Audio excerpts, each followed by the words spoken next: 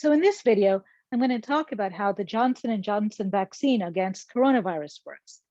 Now, the Johnson & Johnson vaccine is actually really similar to the AstraZeneca vaccine in terms of how they work. And I'll get to that in just a couple of minutes. So first, I'm going to talk about what a vaccine does. And then I'll talk about how the J&J vaccine works.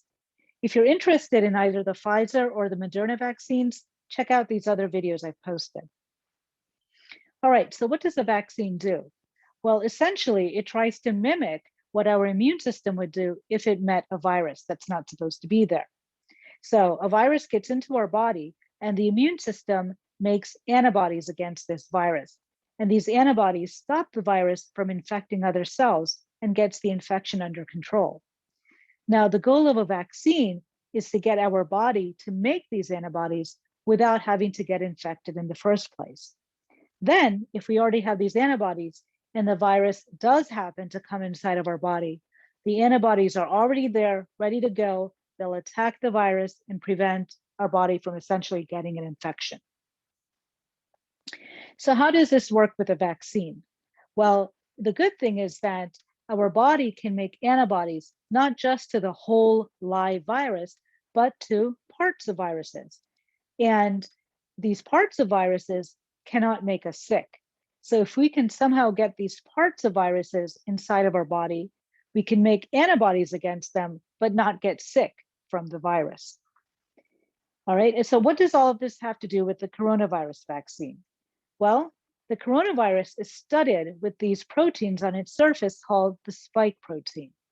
And if we can somehow get our body to make antibodies against this spike protein, we can be protected from severe disease.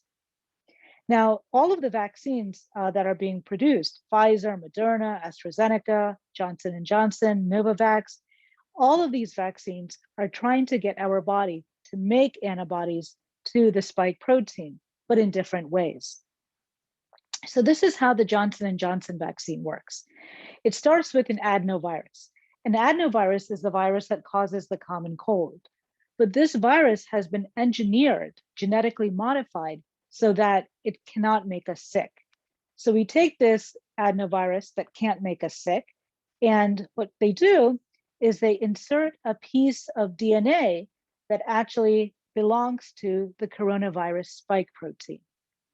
And then this is what's injected into us in the vaccine.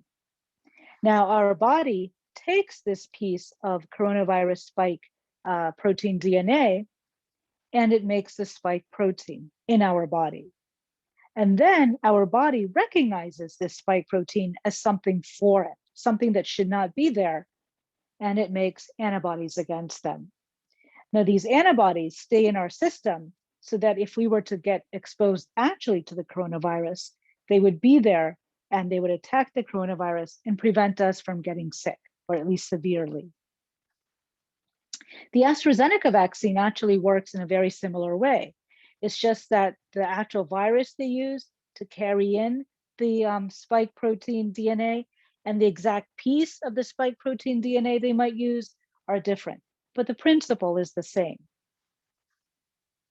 Now, unlike the other vaccines, the Johnson & Johnson vaccine requires only one dose.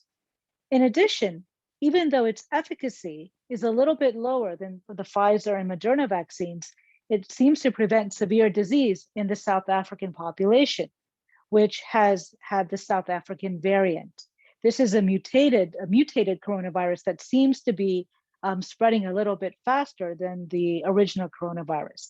And so the Johnson & Johnson vaccine seems to also protect against the South African variant. The Pfizer and the Moderna vaccines haven't been specifically tested against the South African variant. All right, thanks for joining me. See you next time.